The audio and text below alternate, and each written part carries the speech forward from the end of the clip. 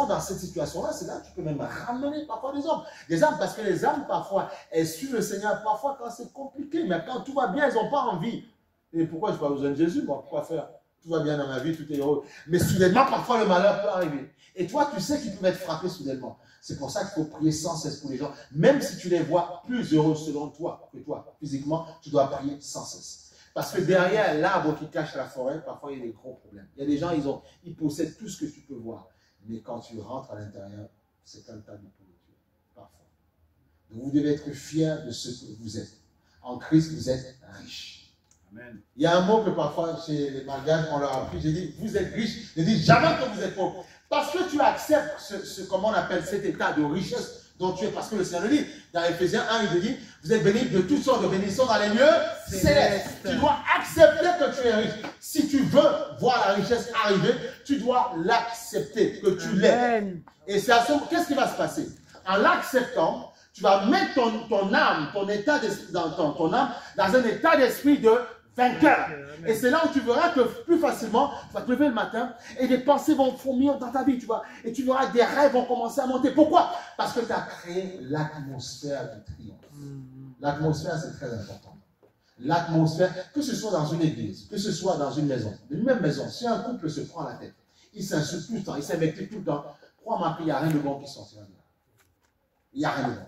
On s'invective, on s'envoie des pics à gauche à droite. Il n'y en a aucun qui dit, bon, stop, on arrête avec nos bêtises, là, on arrête, et voilà, je t'aime, point barre. Tu vois, pour casser un peu la mécanique.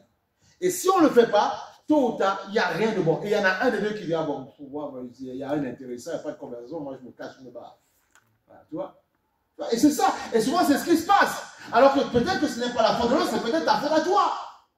Tu vois, donc il y a tout ce travail à faire. Et c'est pour ça qu'on appelle le don de soi. Vous devez, en fait, vivre pour les autres. Et les gens vivront pour vous, en fait. C'est ça qu'il faut comprendre. Mais l'égoïste veut qu'on vive pour lui, en fait. L'égoïste veut qu'on l'aime lui. Mais qu'est-ce que toi, tu as quoi à donner? On a besoin, tu as quelque chose. Quand tu viens dans une église, tu as forcément quelque chose à donner. Et les gens, parfois, ils savent peindre, ils savent faire la plomberie, ils savent faire la décoration, ils savent cuisiner, ils savent faire la batterie. On a toujours, ils savent réparer, ils ont des doigts pour pouvoir faire de belles choses. Il y a toujours quelque chose que tu as. Toujours. Amen. Tu as toujours quelque chose à faire. Il y a toujours. On a toujours quelque chose à donner. Toujours. Amen. Tu as toujours un talent. Tu as toujours quelque chose. Tu as toujours quelque chose. Toujours quelque chose. C'est important de comprendre ça. Tu as toujours quelque chose. Toujours. Donc, tu vois, il dit, si mon peuple, ce qui est invoqué mon nom, se mérite, prie, tu vois, cherche ma face, tu vois, et s'il se détourne de ses mauvaises voies, tu vois, je l'exaucerai des cieux et je le pardonnerai de son péché et je guérirai son pays. Tu vois? Donc c'est important. Ça veut dire que nous avons une responsabilité si nous voulons que la France fonctionne bien. France métropolitaine, d'outre-mer, nous avons une responsabilité.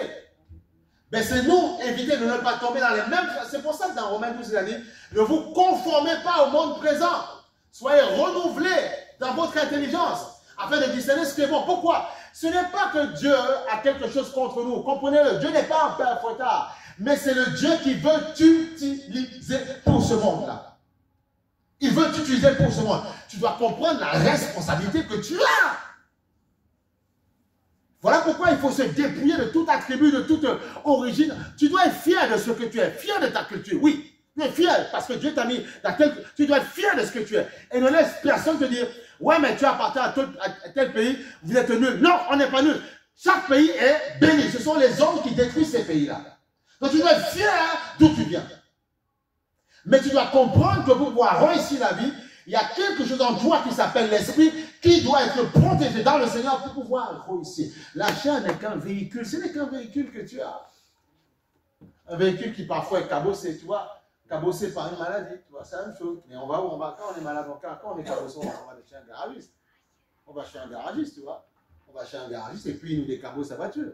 C'est la même chose. Quand tu es malade, mais demande au Seigneur, prie le Seigneur. Va voir un médecin, il n'y a pas de souci. Mais prie aussi le Seigneur et Dieu fera grâce. En fait, on doit révolutionner notre esprit, en fait. Amen. Révolutionne ton esprit. Alléluia. Révolutionne ton esprit. Amen. Alléluia. L'église, c'est un lieu vivant, un lieu où on est heureux, un lieu où on est épanoui. Ce n'est pas une morgue, c'est un lieu où on est heureux, épanoui. On sait que la gloire de Dieu sera manifeste dans notre vie. Alléluia! Gloire à Dieu! C'est ça l'église. L'église, on bâtit les hommes et les femmes conquérants qui sont debout, qui se lèvent, qui se comprennent que la vie, il y a un combat, il faut se battre pour aller remporter ce qui t'amène. Amen. Même quand tu étais enfant, quand tu es sorti du ventre de ta maman, tu as crié. Parce que tu as compris que tu sortais, tu étais cajolé, mais tu allais dans la guerre. Comprenez que la vie, c'est une guerre. Et la preuve, c'est le royaume est forcé. Et ce sont les violents qui s'en emparent. Amen, alléluia. Amen. Alléluia. N'enviez jamais personne. Si vous voyez les gens heureux, c'est parce qu'ils font tout, ils se battent pour être heureux. Ah non, non, non, ils se battent pour être heureux. Soit à la maison, ils se disent, bon, écoute, aujourd'hui, à partir d'aujourd'hui, on va arrêter de s'invectiver, de s'insulter, il faut qu'on arrête cette histoire-là, si on va aller très loin. Il y a toujours, personne ne réussit sans mettre des choses en place.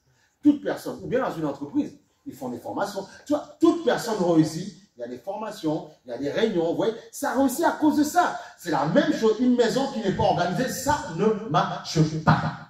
Il faut de l'organisation partout. Il faut qu'il y en ait un qui dit, même si la dame, le monsieur ou la dame, t'insulte, t'envoie balader, toi, tu dois être plus malin. Voilà pourquoi il faut connaître Jésus. Parce que si vous ne connaissez pas Jésus, vous connaissez plus le mari, la femme, plus la personne qui partage votre vie, le jour où ça va faire très mal dans votre cœur, comme vous n'avez pas de support qui est Christ, vous allez faire quoi? Vous allez rendre coup pour coup. Alors que si vous avez Jésus, vous allez plutôt avoir la compassion pour la personne. C'est-à-dire, en fait, il ne sait pas ce qu'il fait, il est juste ignorant. Mais Seigneur, moi, tu me donnes de comprendre que tu es Dieu, et tu vas te réfugier dans le Seigneur, et tu vas prier pour la personne, et Dieu fera grâce. Mais ce que l'ennemi veut, c'est que chacun se rende coup pour coup, qu'on réagit charnellement. Et là, c'est comme ça que c'est la destruction. Donc, comprenez, c'est ça la vie. Et même si tu as reçu Christ comme Seigneur et Sauveur, si tu n'organises pas ta vie, tu ne réussiras pas. Non. Parce que mon peuple périt par manque de connaissance. Il faut la connaissance. Et l'Église est là pour vous former. Oui, tu reçois Christ. Oui, tu as pris ton baptême, c'est super. Oui, tu prends la Sainte Seine, c'est bien. Mais tu vas où? Et ça t'apporte quoi? C'est ça la chose. Tu prends la Sainte Seine, tu ne sais même pas ce que ça veut dire. Tu ne sais rien. Tu ne comprends pas la puissance du sang. Avant, hier, la semaine dernière, en prenant le sang, j'ai pris cet exemple-là pour vous faire comprendre. Il y a des pays qui se sont libérés parce qu'ils avaient fait un sacrifice. Ils avaient tué les malades. Comme même dans le monde occulte, ils coupent le sang, ils coupent l'animal pour avoir le sang. Et ils font boire aux gens. Et après, ils se sentent forts. Pourquoi? Mais parce qu'ils ont invoqué une divinité. Okay? Et la divinité, en fait, l'alliance, il faut comprendre la monnaie d'échange. Dans le royaume spirituel, c'est le sang. N'oubliez pas. La monnaie d'échange, dans le royaume spirituel, c'est le sang. C'est pour ça que même dans le monde occulte, parfois il y a des gens qu'on les blinde, on blesse, on veut que le sang coule, on met une petite poule, ou bien on demande amener un coq, amener un poulet, on coupe, tu vois. C'est la monnaie d'échange dans le royaume spirituel. Parce que les divinités aiment le sang. Les divinités aiment voir les hommes et les femmes souffrir. Ils aiment ça. Et Dieu n'a pas voulu que les hommes souffrent. Il a dit quoi? Il a donné lui. Il a pris l'enveloppe charnelle, il a pris lui l'enveloppe et il est mort à la croix. Son sang a coulé. Ça veut dire que si tu prends cette affaire de Sainte-Seine de manière très sérieuse, tu vas voir les choses se passer. Est-ce que tu comprends le parallèle que j'ai envie de faire? C'est très important. Dans le monde spirituel, la monnaie d'échange, c'est le sang. Il y a des pays qui ont battu d'autres pays en faisant justement les sacrifices et tout ça. Et ils ont battu parce que, en fait, le monde dans lequel nous vivons, c'est une histoire de spirituel. C'est une histoire de spirituel. Même vous qui êtes chrétiens, si dans le monde, parce qu'on n'a pas peur de ces choses, mais ce sont des choses qui existent. Ok, la sorcellerie, toutes ces histoires. Si dans le monde spirituel, dans leurs histoires, ils sont plus forts que vous, avec votre petite foi, ils vont vous laminer. C'est pour ça qu'il y a des chrétiens qui se font laminer. Parce qu'ils ne prennent pas au sérieux Jésus, ils ne prennent pas au sérieux, ils ne prennent pas des choses d'église. Non!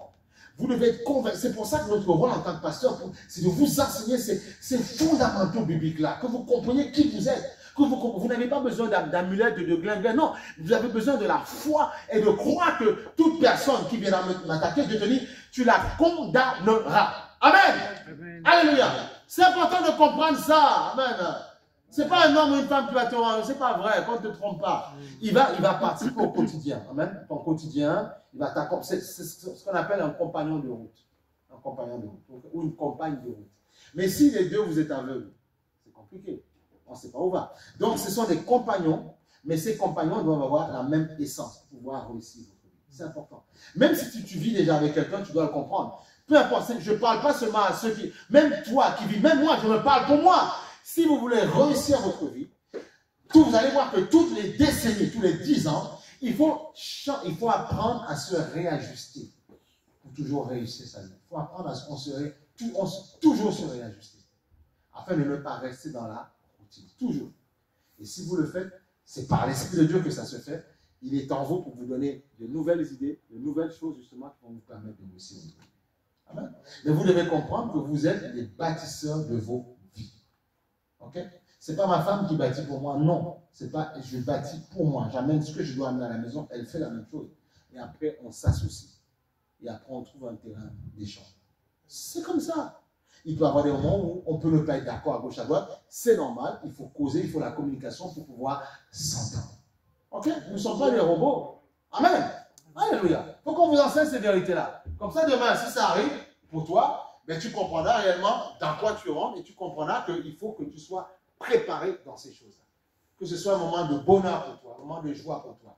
Et que jusqu'à la mort, tu diras, waouh, magnifique. C'est merveilleux d'être en Jésus-Christ. C'est merveilleux de se marier en Jésus. Okay? C'est ça qu'il faut pour toi. C'est ça. Alléluia. Amen. Et même si tu l'es déjà, tu peux refabriquer. Tu peux dire, Seigneur, à partir d'aujourd'hui, tout ce que j'ai vécu dans le passé, je vais garder ce qui est bon, mais tout ce qui a été mauvais, à la poubelle, Seigneur. Amen. Et je repars de nouveau. Je vais à nouveau reséduire mon mari, reséduire ma femme. Je veux créer encore l'environnement. Elle dit, mais pour qui tu te prends? Non, on est déjà vieux. On n'est pas vieux. Laisse-moi te séduire à nouveau. Mais tu me fatigues. Non, laisse-moi te fatiguer. Tu ne comprends pas ce que je dis. C'est très sérieux, bien-aimé. C'est sérieux. C'est sérieux. Amen. Amen. Alléluia. Que Dieu soit béni. Alléluia. Ce sont des petites parenthèses, mais ce sont des capsules à la fois pour un petit peu te fortifier. Donc tu vois, il dit, celui qui cherche ma face, qui s'humilie les prix, il verra la gloire de Dieu. Amen. Alléluia. Gloire soit rendue au Seigneur. Oui, pasteur. Amen. Il faut enseigner le peuple. Il faut que le peuple grandisse. On va aller sur Ésaïe chapitre 59, verset 1. C'est bien non d'ouvrir les yeux comme ça. Blanc, vous ouvrez les yeux. Pourquoi on vous ouvre les yeux? Ne soyez pas, on n'est pas Roméo et Juliette, il faut arrêter. Ça il faut arrêter. Ça, c'est la télé, il faut arrêter. On doit vous enseigner ces réalités-là. Le monde, nous sommes dans une guerre. Le monde est compliqué. Parfois, tu es avec des gens qui ont eu des choses compliquées dans leur enfance. Compliquées. Ils arrivent avec ce bagage. Et ils te ramènent ce bagage. Et après, lui, il vient à la maison, il cherche une maman. Mais tu cherches une maman pourquoi? Tu as une maman, je ne suis pas ta maman. Là, je cherche un compagnon, une compagne. Voilà. Ah oui. Il faut qu'on avance un petit peu, qu'on bâtisse un peu. Qu'on bâtisse notre vie, qu'on construise ensemble. Voilà. Qu'on ait des projets d'avenir. Amen ou amen? C'est ça, non? Projets d'avenir. Qu'on puisse laisser quelque chose pour nos enfants. Tu vois, un projet d'avenir ou pour la société, c'est ça. Ah oui, c'est ça. C'est ça un homme et une femme fait, tu vois. C'est ça qu'il faut. Ésaïe chapitre 59, verset 1. Il dit, non, la main de l'Éternel n'est pas trop courte pour sauver. On a vu que sauver, bien, il y a le salut dans le fait d'être sauvé, il y a le salut. Donc, soteria, on a dit soteria en grec qui est le salut ou l'action de sauver. Soteria, S-O-T-H-E-R-I-A. Soteria veut dire salut, délivrance, guérison, prospérité. Amen. Voilà, ça il faut comprendre. Et donc il dit, non, la main de l'Éternel n'est pas trop courte pour sauver. Donc elle n'est pas trop courte pour guérir, pour sauver, pour guérir, pour délivrer. Ok? Elle n'est pas trop courte pour ça. C'est pour ça qu'il faut définir le mot, traduire le mot pour comprendre ce que Dieu attend de toi. Ok? Ni son oreille trop dure pour entendre. Il dit, mais ce sont vos crimes, tu vois, qui mettent une séparation entre vous et votre Dieu. Ce sont vos péchés qui vous cachent sa face et l'empêchent de vous écouter. Regardez la société dans laquelle nous sommes. Parce qu'on a refusé Dieu. Pas tous, certains. Voilà. Aujourd'hui, tu as des enfants qui se font massacrer à toute hache devant un centre commercial. Tu as des enfants qui on a envie de les enlever. Tu as tout ce qui... Pourquoi? Parce qu'on est dans une société où on a écarté Dieu. On n'a pas envie de tout. Alors que Dieu dit, vous êtes des dieux. Mais si je suis un Dieu, c'est parce qu'il est Dieu.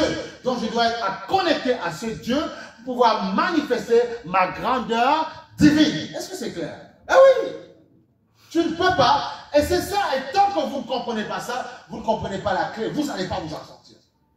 Tant que vous... Alors, maintenant, moi, je ne suis pas un religieux, ça ne m'intéresse pas la religion, je n'ai pas envie. Moi, ça me donne envie de vomir, tu vois. Donc, vous êtes des hommes et des femmes spirituels. Vous n'êtes pas des religieux spirituels. Et l'ennemi nous a mis dans les religions pour détruire la puissance qu'il y avait dans la foi, justement. Parce qu'il sait que tant que tu es un religieux, tu vas lire la Bible, mais tu ne connais pas la puissance qu'elle est dedans. Du coup, il te tape, il te colle tout le temps. Tu pleures, tu vas au travail, tu pleures. Alors que tu ne comprends même pas que même si tu travailles, même si c'est compliqué, tu peux prendre l'autorité du Seigneur. Moi, je suis fatigué. C'est qui ce responsable? Le Seigneur, je veux bien faire mon boulot, mais il se prend pour qui? Pourquoi il m'oppresse? C'est juste parce qu'il t'oppresse. Parce que l'ennemi qui te connaît l'utilise pour t'oppresser. Maintenant, tu dois lui obéir. Mais quand tu vois qu'il y a de l'excès, tu as le droit de prier pour que cette influence qui utilise ton responsable dégage. Tu dois, c'est ton rôle. Ah oui, c'est ça que vous devez comprendre. C'est ça la foi. La foi, c'est ça. La foi, elle est pratique. C'est le tac au tac. C'est ça la foi. C'est comme ça que ça marche. La foi, c'est ça. La foi, tu dois te réveiller, comprendre qui tu es. Ne commençons pas, ne vieillissons pas. On grandit, on mange, on se marie, et puis on vieillit, et puis on va nous enterrer. Mais ça veut dire quoi? C'est pas ça la vie. Oui, ça fait partie du décor. Mais la réalité, c'est que tu dois découvrir qui tu es. Et tu verras d'autres possibilités. Non, ta vie, c'est pas je suis né, je grandis, je fais des études, et puis je me trouve à marier une femme, on grandit, on a des enfants, et puis ça nous épuise, et puis après, bon, on dit, bon, on attend la retraite, hein. Et puis après, non, mais c'est quoi? C'est ça la vie, non, mais non. Et après, on nous enterre, non, il faut arrêter. Il y a mieux que ça. Tu as un intervalle de temps, maximise. Voilà pourquoi David dit, apprends-moi à compter le nombre de mes jours, afin que je ne puisse pas m'endormir, tu vois. Parce que tu auras des comptes plus hauts. On te demandera qu'est-ce que tu as fait sur la terre. Tu occupais une place inutilement. Qu'est-ce que tu as fait sur la terre? Donc, tu vaux mieux que ça. Alléluia. Tu vaux mieux que ça. Tu vaux mieux que ça. Il dit, tu vois, mais ce sont nos crimes, tu vois. Et on voit que la société dans laquelle nous sommes, tous les problèmes que nous avons, c'est juste parce qu'on a juste coupé le pont avec Dieu. C'est tout. C'est juste pour ça. Mais on comprend que si on revient vers Dieu, pas de manière religieuse, mais pour avoir un lien, une alliance, on verra le potentiel de chaque personne. Parce que Dieu nous a créés, mais Dieu veut voir des personnes qui inventent pour la société. C'est la vie commune. Des personnes qui inventent des frigidaires, des personnes qui créent des avions, qui créent des métros, des personnes qui créent des linges. Tu vois, Dieu veut ça. Dieu nous a donné l'intelligence pour que nous puissions la mettre au service d'autres personnes. C'est pour ça. Et que nous puissions en communauté être heureux. Dieu a créé toutes sortes de couleurs, toutes sortes de cultures, toutes sortes de pays. C'est Dieu parce que Dieu aime ça. Dieu aime la diversité. Dieu aime ça. Ça nous plaît de voir ça. Voir tel corps de telle couleur se manifester, faire Dieu, il aime ça, Dieu. Et tu dois, parce qu'il aime ça, tu dois aimer ça aussi. C'est ça, Dieu. Donc, Dieu est au-delà de ce que nous pensons. Les pensées de Dieu ne sont pas, nous pensons à notre niveau. Nous pensons à nos niveaux de culture. Nous pensons à nos pays. Non, voir plus grand, plus loin. Il a dit, il a donné son Fils afin que nul ne périsse point. Ce n'est pas seulement les entiers. Ce n'est pas seulement les Africains. Pas seulement les... Mais non, il faut arrêter. C'est que tous soient sauvés et que tous aient la vie éternelle. C'est ça. C'est pour ça que nous avons été créés. Alléluia. Donc, moi, je veux vraiment que tu pars d'ici avec cette conviction que tu es un lion et lion et tu peux commander des choses qui n'existent pas à l'existence. Tu as le droit de commander ces choses-là. C'est ton rôle. On doit réveiller l'Église, réveiller le peuple de Dieu. On va aller sur... excusez-moi, non, c'est pas Acte des Apôtres, c'est dans Acte... Oui, on va aller sur Acte chapitre 23, verset 12. Et vous allez comprendre comment le monde dans lequel nous sommes fonctionne. Et ça n'a pas changé, c'est toujours pareil. Acte chapitre 23, verset 12. Et c'est dans le monde dans lequel nous sommes. Nous ne serons pas des hommes et des femmes ignorantes. Okay? Maintenant, on n'a pas peur de ces choses, mais c'est une réalité. Si la Bible en parle, c'est que c'est une vérité, c'est une réalité. Il dit ceci.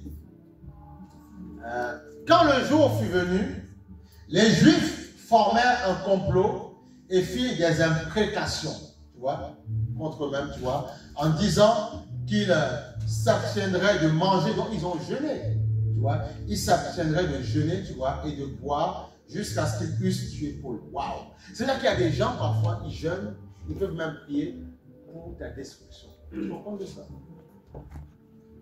On ne mange pas, on ne boit pas jusqu'à ce qu'on ait fait. Parce que les gens savent la puissance qu'il y a dans le jeûne et la prière. Parce que quand on jeûne, on prie, forcément on fait référence à des autorités spirituelles. À moins ceux maintenant qui font le jeûne intermittent, tout ça, bon voilà. Mais de manière spirituellement, quand on jeûne ou quand on prie, c'est pour invoquer une divinité. Il y a des gens qui le savent dans le monde obscur. Il y a des gens parfois qui veulent s'associer contre ta vie. Et oui, c'est la réalité dans laquelle nous sommes. C'est marqué dans la Bible. On doit vous ouvrir les yeux, que vous compreniez dans le monde dans lequel vous êtes. Et que vous puissiez arrêter, on puisse arrêter de dormir et se lever. Maintenant, ce n'est pas le but de faire la guerre tout le temps, mais c'est le but d'être conscient que Dieu veut que tu réussisses, mais d'autres ne veulent pas que tu réussisses. Il y a des gens, ils n'ont pas envie, ton succès ne les intéresse pas. Il y a des gens qui veulent aussi parfois voler ton étoile. Il y a des gens qui savent que pour réussir dans la vie, il faut prendre l'étoile de certaines personnes. Alors certains, dans certains pays parfois, ils vont voir ce qu'on appelle un bout de silencieux, tout ce que tu veux, et ils savent qu'ils doivent avoir des rapports avec, même s'ils veulent augmenter, tu vois, dans la société, tu vois, avec des jeunes filles, tu vois, pour prendre leur étoile. Parfois, il y en a, ils sont très intelligents, ils doivent aller à l'école, ils ont envie, même pas forcément, ils ont un grand diplôme, mais tu vois, elles sont battantes, elles ont envie d'y arriver, tu vois, et justement, il y a des gens qui arrivent à capter ça. Donc, le rôle, c'est de prendre ton étoile, de l'associer à son étoile pour pouvoir monter. Dans le monde, c'est comme ça. On monte parce qu'on prend les étoiles de chaque personne. Dans ce monde spirituel. Il faut comprendre, ça marche comme ça. Donc, il y a des gens, ils vont venir dans votre vie juste pour un intérêt. Et une fois qu'ils ont l'intérêt, ils s'en vont. Une fois qu'ils ont... Et c'est là parce que dans la fusion, justement, on peut prendre l'étoile de quelqu'un. Voilà. Il y en a qui le savent, qui sont conscients de ça. Vous devez comprendre que ce monde fonctionne comme ça. Donc, protégez vos vies. Amen. On doit vous dire ces vérités, on ne va pas vous les cacher, ça. Donc, il y en a, ils font des imprécations pour pouvoir combattre, détruire la vie de Paul. Eh oui, eh oui, eh oui. Et si tu as envie de réussir dans la vie, tu dois comprendre que dans le côté obscur, il y a des gens qui sont opposés à toi dans ce sens-là. Et des personnes qui veulent absolument que la vie réussisse. Et ils sont prêts à tuer, ils sont prêts à détruire pour réussir. Donc tu dois protéger ta vie. Alléluia. Voilà. Et plus bas, il dit ceci.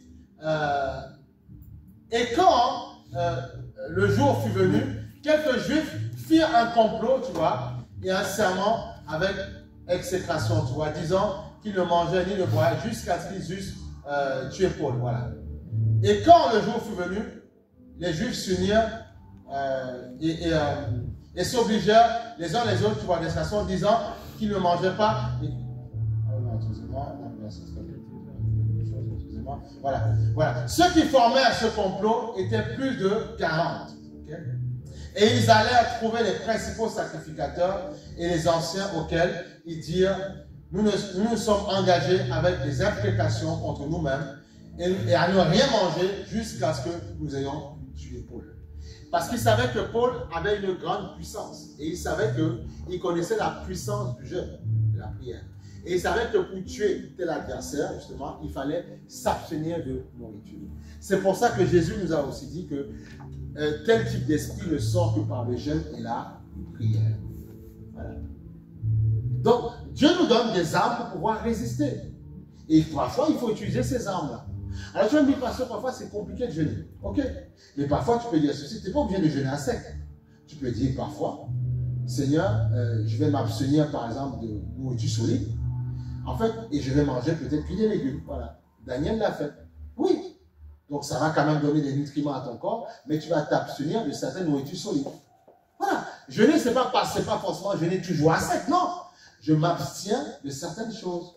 J'enlève certains trucs de mon alimentation. Ou d'autres vont dire, je vais jeûner, je vais me lever à 6 h du matin et jusqu'à 14 h, je ne vais pas manger. Tu vois? Voilà. Et on sait qu'au moins 6 heures de temps, 5-6 heures de temps, ça devient quelque chose, c'est un jeûne à peu près acceptable. Et là, tu peux comment? Voilà. Donc, il faut se préparer. Il faut pas, voilà, on n'est pas dans un championnat de jeûne. On va dire, oh, je vais te montrer que je jeûne plus que moi. Parce que j'ai connu les gens qui ont joué à ça, mais ils sont quand même tombés. Donc, il faut savoir, je jeûne parce que, justement, je vais offrir un sacrifice à mon Dieu.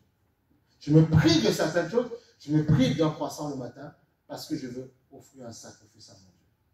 C'est ça. Et la prière, on a vu dimanche dernier, la prière, c'est un canal que Dieu permet pour que nous puissions discuter avec lui. C'est un sacrifice dans le monde dans lequel nous vivons. Ça va tellement vite. On travaille, on n'a pas le temps, on prend le métro, le train. Mais Dieu veut voir les hommes et les femmes qui disent, malgré l'occupation que vous avez, il veut que vous puissiez trouver le temps de prier. C'est ça. Et ça te coûte, c'est un sacrifice. Venir à l'église, tu aurais pu dire ce matin, je fais autre chose. Mais quand tu as compris que c'est Dieu qui t'a créé, quand tu as compris que si tu es dans cette terre, c'est parce qu'il a voulu, tu dis non Seigneur, je vis ma vie, mais je viens te l'offrir, accepte-moi. Et donc venir à l'église, ça prend un autre sens. Et c'est une relation d'amour. Je viens m'associer à celui que j'aime de tout mon cœur. Amen. Ça prend un autre sens. Alléluia. L'église